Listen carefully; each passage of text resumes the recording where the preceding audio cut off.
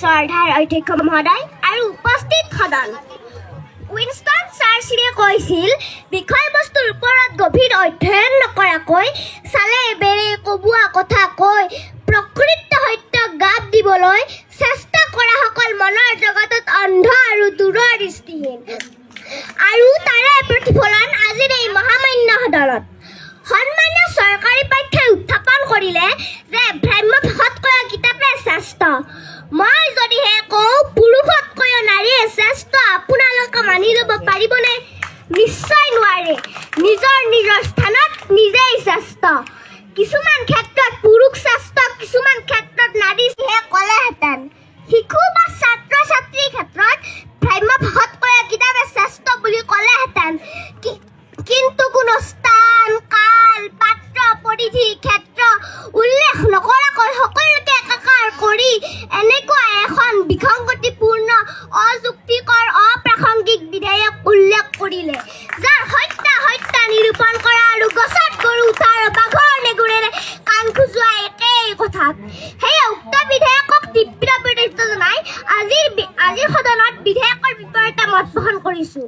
মাননীয় অধ্যক্ষ মহোদয়, স্বামী গৃহত শাহু শহুৰৰ পৰা অকথ্য নিৰ্যাতনৰ বলি হৈ থকা নাৰীগৰাকীয়ে স্বামীৰ বেলটোৰ কোব খাই প্ৰাণ বচাবলৈ ভ্ৰাম্যভাষটোৱে হাতত তুলি লয় আৰু উচুপি দেউতাকক কয়, দেউতা মোক লৈ যাবিহি অ', ইহঁতে মোক মাৰি পেলাব দেউতা। সেই সময়খিনিত কিতাপ শ্ৰেষ্ঠ হৈ নাথাকে, শ্ৰেষ্ঠ হৈ পৰে ভ্ৰাম্যভাষটোৱে। মাননীয় অধ্যক্ষ মহোদয়, জীৱিকাৰ সন্ধানত বহি ৰাজ্যলৈ যোৱা ল'ৰা বা ছোৱালীগৰাকীয়ে বুঢ়ীমাক জনিলে এটা ফোন কৰি ক'ব, মা মই কুশলে আছো, তুমি চিন্তা কৰিব নালাগে। এগৰাকী মাকৰ বাবে ভ্ৰাম্যভাষটোৱে শ্ৰেষ্ঠ হৈ পৰে সেই সময়খিনিত।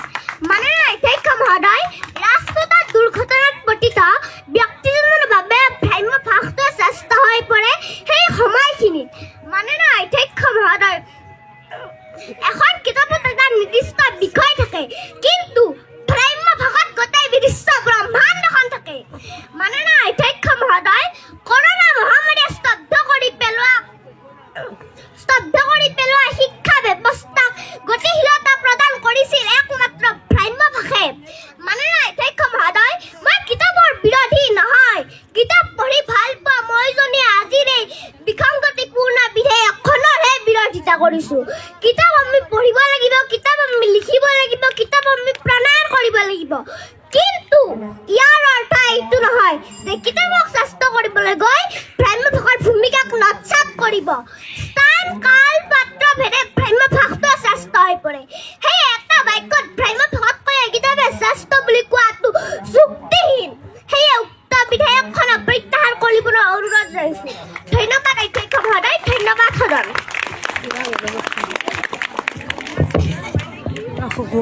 আমি বিৰোধী পক্ষৰ আজিৰ সদনৰ আটাইতকৈ আমাৰ সৰু সদস্য হিয়া কলিতাক ধন্যবাদ জ্ঞাপন কৰিছোঁ। তেখেতে নিৰ্ধাৰিত সময়ৰ ভিতৰতে বিধেয়কখনৰ বিৰোধিতা কৰিছে। আমি সন্মানীয় সদস্যগৰাকীক হিয়া কলিতাক ধন্যবাদ জ্ঞাপন কৰিছোঁ আৰু অধ্যক্ষৰ এই বিশেষ সুবিধা লৈ তেওঁৰ উজ্জ্বল ভৱিষ্যতো কামনা কৰিছোঁ। আৰু এতিয়া আমি